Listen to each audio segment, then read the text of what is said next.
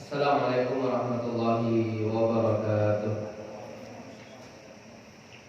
Alhamdulillahirabbil alamin. Wa shalli wa sallim ala nabiyyina Muhammadin wa ala alihi wa ashabihi wa man tabi'ahum bi ihsanin ila yaumiddin, amma ba'du. Para hadirin, Bapak Ibu yang dirahmati oleh Allah Subhanahu wa taala. Alhamdulillah, dengan taufik dari Allah Subhanahu wa taala kita bisa melanjutkan kembali kajian fikih kita yang kita ambil referensinya dari kitab Fikih Muyassar. Alhamdulillah, kita telah sampai pada dua pembahasan minggu lalu berkaitan dengan dua pembahasan. Yang pertama adalah waktu yang dilarang untuk mengerjakan sholat. Itu pembahasan kita pembahasan yang lalu. Ada 3 waktu yang dilarang untuk sholat. Yang pertama setelah subuh sampai matahari meninggi. Waktu yang kedua adalah ketika matahari berada di atas kepala. Yang ketiga adalah ketika setelah sholat asar sampai matahari terbenam. 3 waktu itu dilarang untuk mengerjakan sholat sunnah. Sholat sunnah, kecuali sholat wajib. Telah kita sebutkan itu contohnya. Kecuali sholat tahiyatul masjid, kecuali mengganti sholat sunnah subuh yang kita ketinggalan.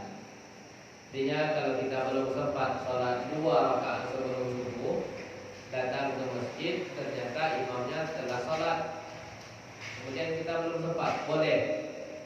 Itu boleh. Kemudian para hadirin dimuliakan oleh Allah Ta'ala, adapun di malam waktu, di malam hari tidak ada larangannya.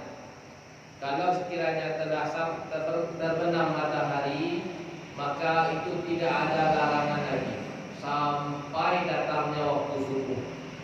Nah, sedikit kita bahas tentang berkaitan dengan masalah sholat sunnah di waktu malam. Sholat sunnah di waktu malam. Sholat sunnah di waktu malam. Para hadirin dimuliakan oleh Allah Ta'ala, sholat malam itu adalah yang pertama di antara sholat yang afdal, di antara sholat yang utama. Sholat malam itu adalah di antara waktu sholat yang utama untuk kita kerjakan. Kenapa para hadirin? Dikarenakan manusia tersebut sedang tidur, awak bermunajat kepada Allah. Manusia tidur, awak bangun untuk mengerjakan sholat. Wana sunniyam, engkau mengerjakan sholat dalam kondisi manusia sedang tidur. Itu afdal, itu utama, sangat utama sekali. Yang disebut dengan sholatul lail, sholat malam. Sholat malam. Itu keutamanya. Para rakaat Pak Ustaz, awak mengarajukan sholat malam. Para rakaat itu mengarajukan sholat malam. Sholat malam itu para hadirin, para indah ada batasannya. Beliau mengijian sholatul laili masna. Sholat malam itu wa karajuan sebanyak modelnya 2 rakaat. Sampai bara ada 2 karajuan. 6 rakaat silakan, 2 rakaat silakan, 8 rakaat boleh, 10 rakaat boleh, dan seterusnya. Artinya para hadirin, untuk sholat malam tadi batasan rakaat tidak ditentukan berapa kita sanggup. Itu yang pertama. Yang kedua adalah ketika kita telah sholat malam, itu disunnahkan untuk menutupnya dengan bilangan yang ganjil. Disunahkan bagi kita untuk menutupnya dengan bilangan yang ganjil. Contohnya, apa itu bilangan yang ganjil? Angka 1 itu kan ganjil. Kemudian angka 1 rakaat, 3 rakaat, 5 rakaat, itu bilangan kan ganjil. Contohnya, kalau sekiranya kita sholat malam kita tersebut 2 rakaat, kemudian kita tutup dengan witir 1 rakaat, berarti total sholat malam kita itu yang dianjurkan bentuknya adalah ganjil. Bentuknya adalah ganjil. 3 rakaat, 1 rakaat, kemudian 3, 5, 7, 9, 11, 13. Yang penting pengerjaan kita itu adalah 2 rakaat, 2 rakaat. Itu dia. Dan boleh tak Pak Ustaz awak sholat witir sebelum lalu? Kan yang afdalnya, yang rancaknya adalah kalau bisa para hadirin, kalau bisa awak setelahnya itu mengerjakan sholat witir tadi ketika pertengahan malam ke bawah. Itu yang afdal. Beliau sallallahu alaihi wasallam mengatakan, yanzilu rabbuna ila sama'id dunya hina yabqa thulutsail lail al-akhir. Allah kita itu turun ke langit dunia katiku sapatiku malam terakhir. Patiku malam terakhir berarti kuat bagi tiku. Kira-kira jam 2 atau setengah 3 sampai datangnya subuh. Jam 2 itu adalah sepertiga malam terakhir. Itu adalah waktu yang paling istimewa. Kalau bisa awak jago di situ telah masya Allah. Apa keistimewaannya? Allah mengatakan dalam Rasulullah mengatakan, yanzilu rabbuna. Itu Allah turun. Man yastaghfiruni, Allah mengatakan man yastaghfiruni aghfiru lahu. Barang siapa yang bersempuh di hadapan ambo berdoa ketika salat malam tersebut, berdoa minta ampun, akan ambo ampuni, kata Allah. Kemudian man yas'aluni, barang siapa yang meminta sesuatu kepada ambo fa'utiyahu, akan saya berikan, kata Allah. Oleh karenanya para hadirin, waktu yang paling mulia bagi kita untuk bermunajat kepada Allah adalah tengah malam turun. Tengah malam turun, itu waktu yang paling mulia. Kalau bisa para hadirin bangun di situ, itulah masya Allah. Itulah masya Allah. Kemudian berdoa, hajat kebutuhan doa sampai kepada Allah. Allah tadi yang mengucapkan aku, man yas'aluni, barang siapa yang meminta kepadaku akan aku kabulkan. Masalah kita kan banyak. Urusan dunia dan akhirat kadukan kepada Allah Subhanahu wa taala pada waktu-waktu yang mustajab tadi. Akan Allah kan kabulkan. Bagi kita para hadirin yang telah bisa untuk mempertahankan salat malam di pertengahan malam turun tersebut atau sebelum subuh, itu pertahankan, minta keistiqomahan kepada Allah Subhanahu wa taala. Jangan sampai tinggalkan, artinya awak lah pernah mencoba kemudian awak tinggalkan begitu saja, rugi awak. Rugi awak. Walau pernah dulu mencoba, kemudian awak tinggalkan saja, itu sangat rugi. Awak telah meninggalkan waktu yang utama bagi kita untuk salat dan untuk meminta kepada Allah Subhanahu wa taala.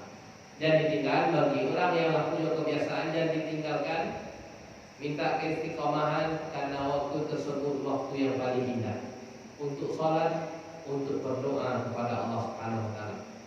Bagi yang belum bisa, gini ya, baliknya untuk jago di tengah malam dulu Ustaz. Balik sangat hampir itu nama matu sana balik. Jam 3 matu balik, sangat 5 pun matu balik. Apakah boleh bagi saya untuk witir sebelum saya tidur? Jawabannya boleh. Jadi pareso diri Pak. Kalau sekiranya ambo adalah orang yang bisa sanggup untuk sholat di pertengahan malam ke bawah, maka itu yang rancak. Tidak parado witir sebelum tidur. Tapi kalau bagi kita yang balik yang susah untuk bangun, kecuali telah berkumandang waktu subuh saya bangun, maka tidak masalah awak sholat witir sebelum tidur. Apa dalilnya? Dalilnya adalah sabda beliau sallallahu alaihi wasallam, "Awsani khalili." Yaitu sahabat Abu Dzar mengatakan, khalil saya, yaitu kekasih saya itu Rasulullah maksudnya, memberikan wasiat kepada saya. Salah satu wasiatnya adalah untuk melaksanakan witir sebelum tidur. Mengerjakan witir sebelum tidur. Misalnya, bisa praktekkan, bisa. Contoh misalnya, ulama mengatakan, setelah Isya itu kan ada namanya sholat 2 rakaat kan. Setelah Isya 2 rakaat Pak. Kemudian boleh awak tambah 1 rakaat. Kalau awak salam tuh setelah Isya, awak salat 2 rakaat. 2 rakaat Isya itu adalah namanya termasuk di situ sholat malam. Awak masih di masjid Pak. 2 rakaat. Kemudian boleh awak tambah 1 rakaat, boleh. Berarti lah 3 awak mengarajuan. Itu yang maksud. Jadi setelah awak sholat 2 rakaat Isya sunnah, kemudian boleh awak tutui ketika masih di masjid, awak tutui tambah 1 rakaat. Boleh. Karena minimalnya para hadirin, sholat witir tadi katakan minimalnya bilangannya ganjil berapa? Ganjil itu 1. Atau awak masih di masjid, misalnya dia masih di masjid tersebut, ada semangat Pak. Rasa-rasa awak sholat Isya kemudian sholat sunnah 2 rakaat. Boleh awak tambah sholat witir 3 rakaat. Salam, bangkit pula apa dia? Salam lampe. Kemudian awak tutui dengan tambah 1 rakaat. Berarti totalnya adalah di 5. Itu boleh.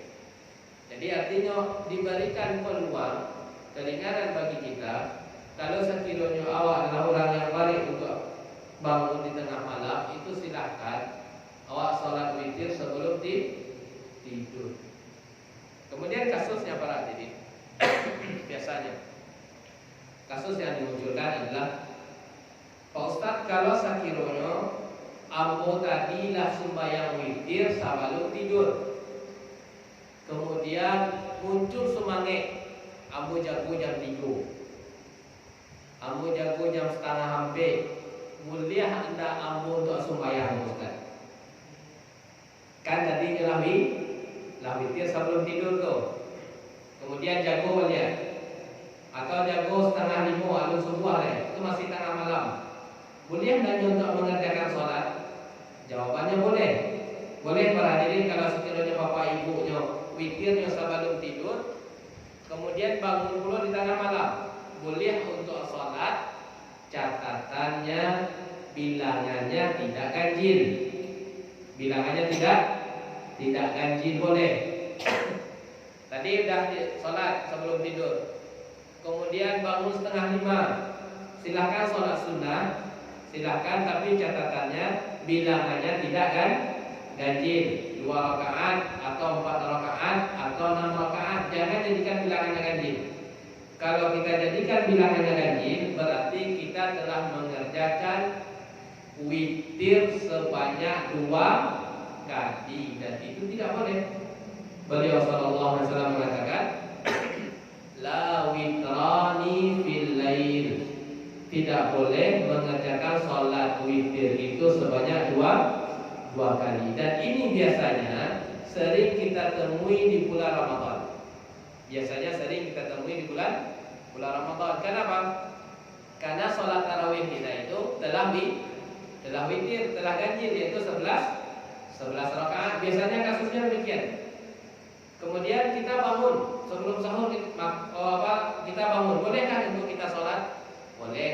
Catatannya tidak kan ganjil rakaat. Baik. Ini pelengkap pembahasan kita yang tinggal kemarin berkaitan dengan masalah waktu sholat. Kemudian para hadirin dimuliakan oleh Allah Ta'ala, pada minggu yang lalu juga kita membahas berkaitan dengan poin yang kedua pertemuan yang lalu berkaitan dengan masalah sujud sahwi. Berkaitan dengan masalah sujud sahwi. Setelah kita singgung juga, kita lengkapi pembahasan kita, murajaah kita. Sujud sahwi tersebut sebabnya ada 3. Sujud sahwi tersebut disebabkan oleh 3 hal. Hal yang pertama itu adalah ada kelebihan balabiah mengarahkan sholat. Balabiah begitu itu. Ayat balabiah Ustaz bisa jadi balabiah rakaatnya yang seharusnya ambil menjadi 5, yang seharusnya 3 menjadi ambil, itu balabiah. Nah, atau kurang, kurang. Apa model bentuk kurang? Kurang dari sisi mengerjakan yang wajib. Karena sholat itu berhadirin ada yang namanya wajib, ada yang namanya rukun. Ini kurang mengerjakannya. Contohnya, kurang dalam tasyahud. Kurang kita dalam tasyahud. Seharusnya tasyahud tadi rakaat kedua ternyata naiknya. Di rakaat ketiga lu ingat mu kan ada tasyahud tadi deh. Jangan kaca tasyahud tadi tajwid. Kemudian ada nanti yang disebut dengan sujud sahwi. Itu namanya apa? Sebab sujud sahwi disebabkan ada kekurangan di dalam sholat. Kelebihan satu, kekurangan satu, dan kedua, yang ketiga adalah ragu. Yang ketiga adalah ragu-ragu. Model mana ragu-ragunya? Ragu-ragu itu para hadirin ada 2 bentuk. Ragu yang itu awak bisa ada pilihan, kayaknya iko yang lebih kuat jumlah rakaat nampak 3 atau 4, kayaknya itu rakaat yang kabeh. Ada kayaknya 3 atau 4, kayaknya itu masih yang ketiga. Ada pilihan yang lebih kuat, tapi ada ragu di situ sakitnya. Yang kedua adalah tidak ada kayak batu-batu kosong bagaimana. 3 atau 4 tak tahu deh. Kalau batu-batu kosong bagaimana itu, maka awak mengambil bilangan yang paling gede. Catatannya, kalau awak ragu, tidak ada batu-batu kosong bagaimana. 3 atau 4, 2 atau 1, tak ada kosong. Kita mengambil bilangan yang kecil. Kalau sekiranya ragu tadi ada kayaknya, maka kita ambil bilangan yang awak tersebut kemungkinan besar itu dia. 3 atau 4 kayaknya 4, sudah selesai. 3 atau 4 kayaknya 3.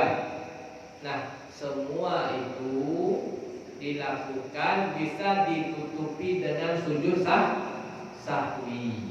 Itu sebab sujud sahwi. Ada 3 kelebihan di dalam sholat, kekurangan, kemudian ragu. Ragu ada 2. Ragu yang bisa awak memilih kayaknya itu. Yang bentuk bukan 2 ragu betul-betul kosong panganan dan pikiran. Rakaat kedua atau ketiga tidak tahu. Itu semua bisa ditutupi dengan sujud sahwi. Kapan sujud sahwi? Kapan sujud sahwi? Sujud sahwi tersebut para hadirin dikerjakan boleh dalam dua kondisi. Boleh dalam dua kondisi. Apa itu kondisi pertama? Insya'a sajada qabla salam. Kalau dia ingin, dia boleh sujud sahwi sebelum salam. Boleh sebelum salam. Wa insya'a ba'da salam. Kalau sekiranya dia pun juga ingin, boleh dia sujud sahwi setelah salam. Jadi kapan mengerjakan sujud sahwi itu adalah pada rakaat terakhir, boleh sebelum salam, boleh setelah salam, boleh setelah salam. Baik. Poin yang ketiga, bagaimana sifatnya? Kan tadi itu sebab pembahasan pertama. Pembahasan kedua adalah kapan kita sujud sahwi. Pembahasan yang ketiga berkaitan dengan sujud sahwi adalah tata cara mengerjakan sujud sahwi. Baik. Sajdatani, sujud sahwi tersebut sebanyak 2 kali sujud. Kasujud di salat. Yukabbir fi kulli sajdatin lisujud wa liraf'i minhu. Kita bertakbir. Sifat yang pertama, sujud itu sebanyak dua kali. Mau sujud itu kita takbir, Allahu Akbar. Mau bangkit kita juga takbir, Allahu Akbar. Mau sujud lagi kita juga takbir. Bangkit juga takbir. Baik. Kemudian summa yusallim. Apa yang dibaca ketika kita sujud? Apa yang dibaca ketika kita sujud? Yang dibaca adalah seperti bacaan kita ketika kita sedang sujud biasa. Subhana rabbiyal a'la. Seperti sama. Apa yang kita baca ketika kita sujud salat juga kita baca ketika kita sujud sahwi. Subhana rabbiyal a'la, itu yang kita baca. Kemudian setelah kita baca tadi itu sujud, kemudian summa yusallim. Kemudian dia salam. Assalamualaikum. Assalamualaikum. Selesai sujud sahwi kita. Jadi ini adalah keringanan di dalam syariat. Terkadang para hadirin kesalahan itu ada pada diri kita ketika kita sedang salat, maka ini bisa ditutupi dengan sujud sahwi. Baik. Para hadirin yang dimuliakan oleh Allah Taala, kita tuntaskan berkaitan dengan masalah sujud ini. Model sujud yang kedua adalah yang disebut dengan sujud tilawah. Sujud sajadah yang makruf sama kita itu adalah sujud tilawah. Artinya apa ini? Artinya apabila kita menemukan bacaan Al-Quran yang ada lapang masjid kepada diri. Alhamdulillah ini musaji Al-Quran tadi, ayat Al-Quran tadi kan ada terkadang diberikan lambang, itu namanya lambang musaji. Di akhir ayat terkadang itu ada lambangnya, itu adalah pertanda isyarat bahwasanya itu ayat sujud tilawah, yaitu kita sujud. Sujud yang ma'ruf adalah ketika sholat subuh, yaitu membaca surat As-Sajdah. Nah, itu sujud kita. Bagaimana caranya para hadirin? Kita lihat. Apabila kita di sini bukan di dalam sholat, kita membaca Al-Quran bukan di dalam sholat. Kemudian kita bertemu dengan ayat yang disunahkan di situ untuk sujud. Gampangnya sekarang alhamdulillah itu telah kita sebutkan tadi, ada lambangnya, ada lambang masjid di situ. Maka ini ciri-ciri khas bahwasanya ini adalah ayat ini dianjurkan untuk sujud. Ketika kita di luar sholat, maka kita disunahkan untuk sujud. Disunahkan untuk sujud. Wa huwa masyru'un inda tilawatil ayati allati waradat fiha sajadah wastima'iha. Dan dia disyariatkan, dianjurkan ketika kita membaca ayat yang ada di situ anjuran untuk sujud. Bagi siapa ini? Bagi yang membaca baca Quran di dia. Masuk aja ayat itu. Maka dianjurkan bagi kita untuk sujud. Yang kedua adalah fi haqqil qari' wa mustami', dan dianjurkan juga bagi orang yang mendengar. Saya itu cuma dengar. Contohnya, awak menyetor ayat ke apa? Menyetor ayat. Kemudian di situ awak bertemu dengan ayat yang ada anjuran untuk sujud. Maka kita sujud tilawah. Kemudian yang mendengar pun juga dianjurkan untuk sujud. Yang membaca satu, kemudian yang mendengar satu. Ini adalah di luar sholat. Di luar sholat. Kalau sekiranya yang membaca tersebut tidak sujud ya, maka yang mendengar pun juga tidak sujud. Sujud tilawah berlaku di dalam sholat, berlaku di luar sholat. Kalau sekiranya para hadirin itu kita lakukan di dalam sholat, sujud tilawah itu dilakukan di dalam sholat, itu adalah menggunakan takbir. Ini dalam sholat. Kalau sujud tilawah itu bukan di luar sholat, tidak menggunakan takbir. Tidak menggunakan takbir. Nah, langsung saja sujud. Ayat dibaca Ustaz. Kalau itu di dalam sholat, maka kita takbir. Contohnya, sholat subuh di hari Jumat, kita takbir. Takbir untuk sujud. Yang kedua takbir untuk bangkit. Dan diikuti oleh si makmum. Si makmum. Si makmum di sini para hadirin itu harus mengikuti imam.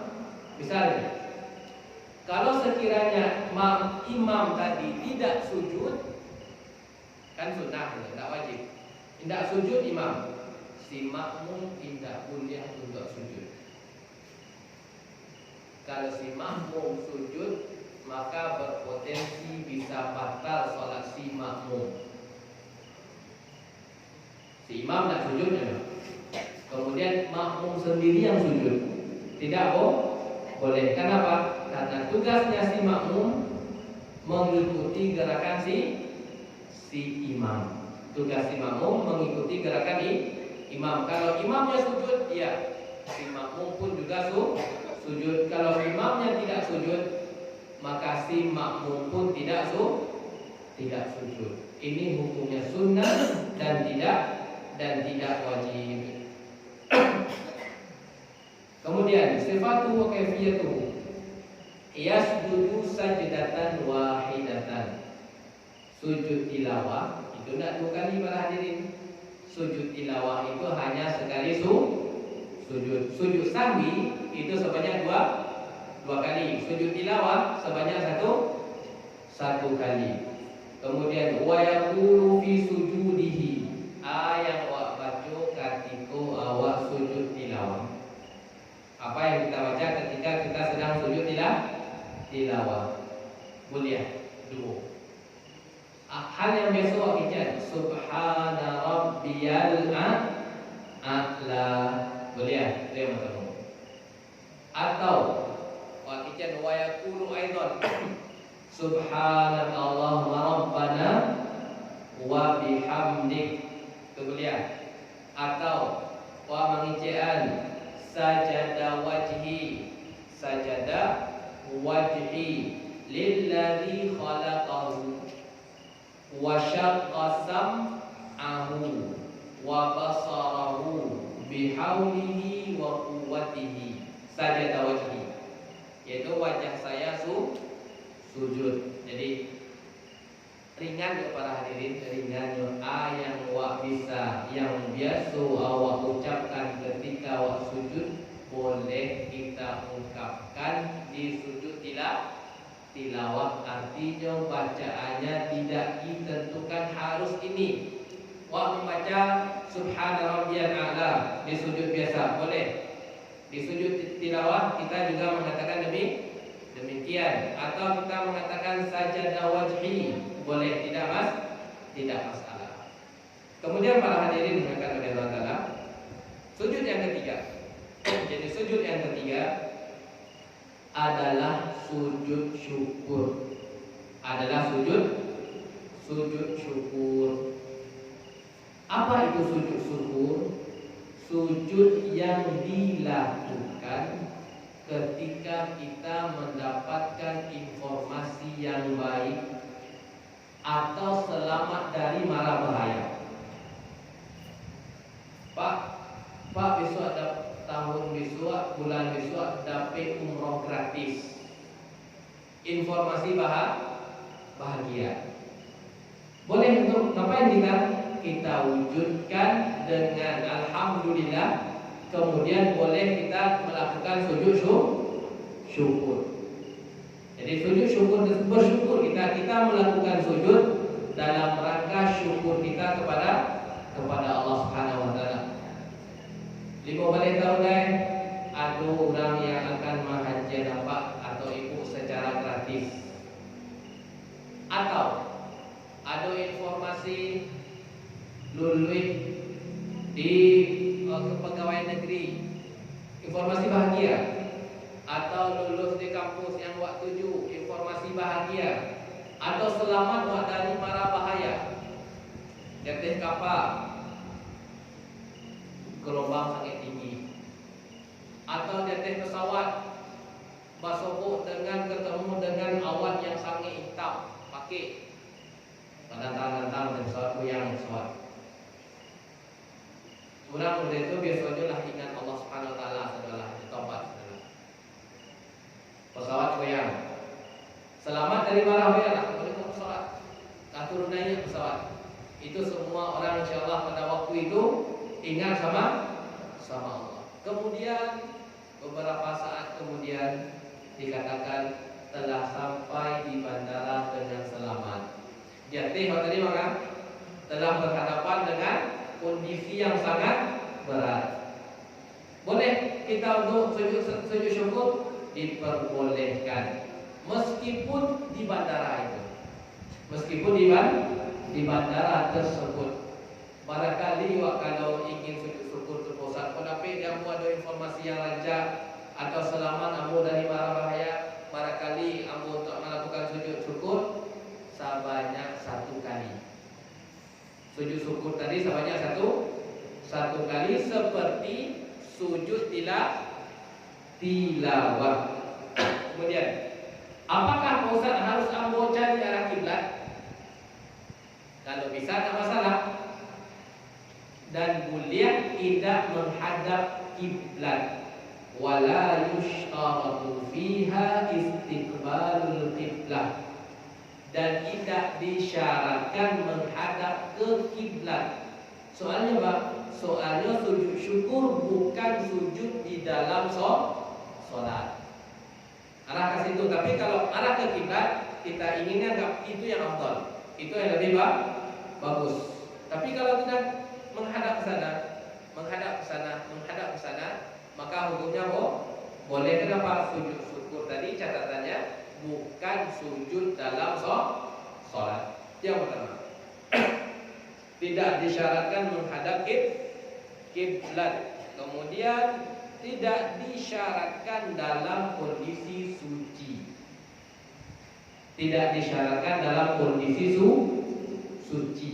Alias ketika kita telah batal wudu kita, dapat informasi yang baik, terhindar kita dari mara bahaya, tidak masalah untuk sujud syukur meskipun kondisinya tidak suci. Kenapa? Sama alasannya yaitu apa? Sujud syukur itu bukan sujud sholat. Bukan sujud sholat. Kalau sujud sholat, iya disyaratkan untuk suci. Alhamdulillah, selesai kita menuntaskan 3 model sujud. Yang pertama, sujud sahwi. Yang kedua, sujud tilawah, yaitu sujud kita disebabkan membaca ayat. Ada sebabnya semuanya para hadirin. Yang ketiga, sujud syukur, disebabkan kita mendapatkan nikmat atau terhindar dari mara bahaya. Untuk sujud tilawah, untuk sujud syukur, ini hanya sekali sujud. Adapun sujud sahwi tersebut sebanyak 2 kali sujud. Baik. Selesai kita menuntaskan berkaitan dengan masalah sujud, macam-macam sujud. Ada yang ditanyakan sebelum kita lanjutkan? Baik. Bisa dipahami para hadirin ya pembahasan kita, alhamdulillah.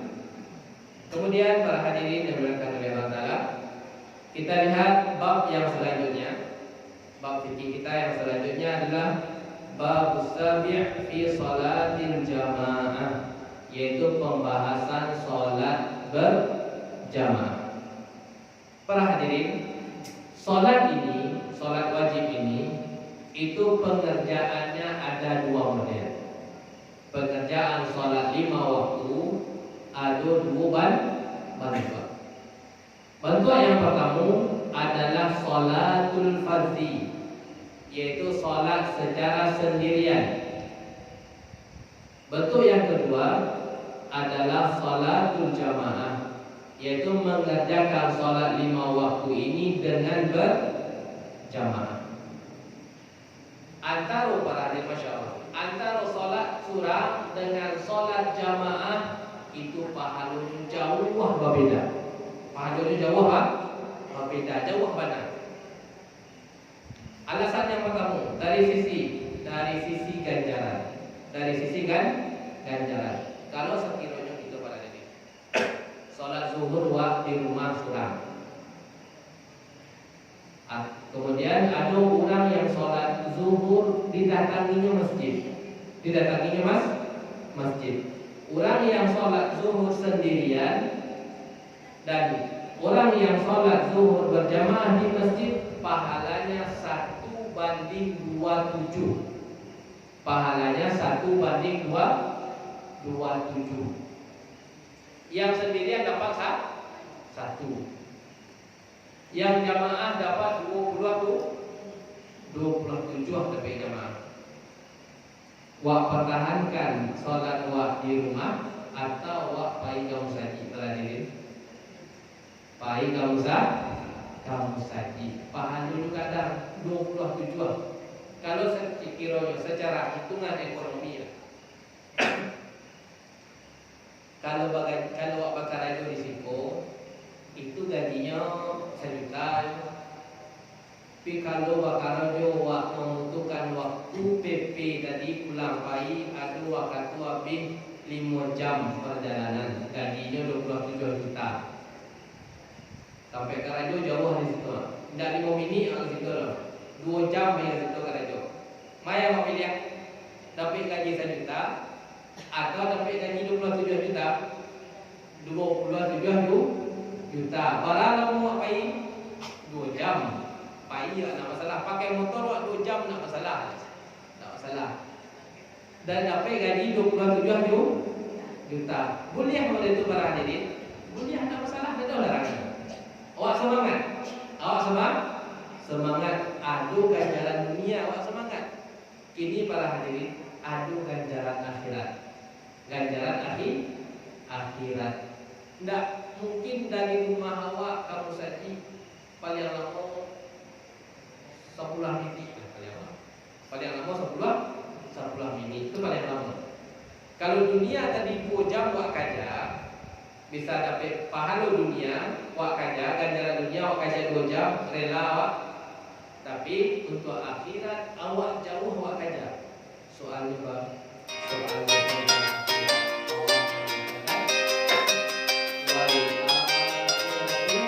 Khairun wa abqa. Pahala akhirat yang kau kejar, urusan akhirat tersebut khairun, lebih baik. Allah mensifati perbandingan akhirat dengan dunia lebih baik, khairun. Akhirat lebih baik. Wa abqa, dan urusan akhirat itu lebih kekal. Urusan dunia yang awak kaji para hadirin, halal boleh silahkan, tidak masalah, tidak ada larangan. Salamun halal tidak ada larangan, tapi ketahuilah dia akan berakhir. Kehidupan dunia yang awak kaji, kehidupan dunia yang kumpulan itu tidak masalah, tapi harus kita ketahui dia akan berakhir. Aduh, tidak finish lah, selesai urusan engkau di dunia, selesai. Tapi kalau untuk urusan akhirat, tidak ada pasti selesai tadi. Salamola lamun. Oleh karenanya risiko di atas dunia itulah awak mencukupi mana pun sebanyak-banyaknya bekal awak untuk di akhirat. Oleh karenanya hal-hal yang sifatnya afdal kita kejar. Afdal di dunia awak kejar tak masalah. Afdal di akhirat lebih awak kejar, kan rugi waktu. Untuk dunia awak semangat, tak masalah. Pun tak masalah. Untuk dunia awak semangat, tapi untuk urusan awak datang ke masjid untuk solat 5 waktu kemudian awak pulang, itu ternyata masih balik. Kalau sekiranya balik, itu ada kerugian awak, ada kerugian awak, tapi malu cik. Sedangkan kalau awak datangi mungkin panik Ustaz, awak dapat pahala sebanyak 27, luar biasa perbedaan. Perbedaannya bukan 1/2 para hadirin, tapi perbedaannya 1/27, luar biasa perbedaannya. Alasan yang kedua, bahwa mendatangi sholat jamaah yang itu tidak akan ada di dalam sholat surah. Alasan yang kedua adalah setiap langkah kaki menghasilkan 2 faedah. Dari rumah kamu saji, insyaallah. Dari rumah kamu saji akan melangkah tadi, atau pakai kendaraan, menghasilkan 2 faedah sekaligus. Apa itu faedahnya? Beliau sallallahu alaihi wasallam mengatakan, lam yahtu khutwatan illa rufi'at lahu biha darajah wa hutta anhu biha khati'ah. Setiap langkah kaki awak atau setiap perputaran roda kendaraan awak, kata para ulama, itu menghasilkan 2 keutamaan. Engkau tinggi di sisi Allah, kemudian kesalahan-kesalahan itu terhapus. Itu indah tuh di dalam sholat sendirian. Proses waktu mendatangi masjid para hadirin, diampuni dosa kita sama Allah, insyaallah. Proses mendatangi masjid jalan kaki, subuh jalan kaki, kesalahan kita diampuni oleh Allah. Zuhur datang dulu kamu saji, kesalahan awak buat, entah kesalahan hati awak, macam-macam kesalahan awak, diampuni oleh Allah. Asar awak datangi dulu saji balik, diampuni dulu kesalahan itu. Maghrib kita datangi, isya kita datangi, diampuni kesalahan dan diangkat kedudukan. Sampai di situ para hadirin, lalu sampai selesai bahasanya lah. Tadi itu imbalan, itu proses mendatangi masjid. Lah sampai di masjid, kalau tadi itu proses. Lah sampai di masjid bagaimana? Lah sampai di masjid, fa idza shalla, apabila dia salat, lam tazalil malaikatu tusalli alaihi, malaikat kalau tadi perjalanan waktu tapi itu faedah, kesalahan diampuni, kedudukan ditinggikan. Ketika awak masuk salat di masjid, malaikat selalu memohon kepada Allah, ya Allah, sabuilah nama fulan biatilani ya Allah, dengan sifat yang sempurna. Fulan, sabui puji ya Allah, puji fulan biatilani. Semoga awak bagian dari kebaikan diri. Dimintakan permohonan oleh malaikat kepada Allah Subhanahu wa taala untuk memuji. Kemudian sedikit lagi para hadirin, kemudian Allah maghfirlahu, ya Allah ampunilah fulan yang datang ke masjid ini ya Allah. dimintakan oleh malaikat. Ya Allah, ampunilah si fulan ya Allah. Dia datang ke masjid, ya Allah, ampuni ya Allah. Kemudian yang ketiga, Allahummarhamhu. Ya Allah, berikanlah rahmat kepada fulannya. Berikanlah rahmat, baik rahmat di dunia maupun rahmat besok di akhirat. Rahmat di akhirat besok adalah dimasukkan ke dalam surga. Oleh karenanya para hadirin, keutamaan ini bisa kita dapatkan dengan kita mendatangi masjid. Adapun kita sholat sendirian di rumah, di kantor, di pasar, itu tidak mendapatkan keutamaan ini. Tidak dapat 27, tidak dapat permohonan ampun dari malaikat, tidak dapat permohonan rahmat dari malaikat. Tapi para hadirin diberkahi oleh Allah Ta'ala, insyaallah kita lanjutkan pada pertemuan yang selanjutnya, masih berkaitan dengan masalah sholat jamaah. Semoga kajian kita bermanfaat. Kalau ada kata-kata yang salah, kami mohon maaf. Kita cukupkan dengan doa kafaratul majlis. Subhanakallahumma wa bihamdika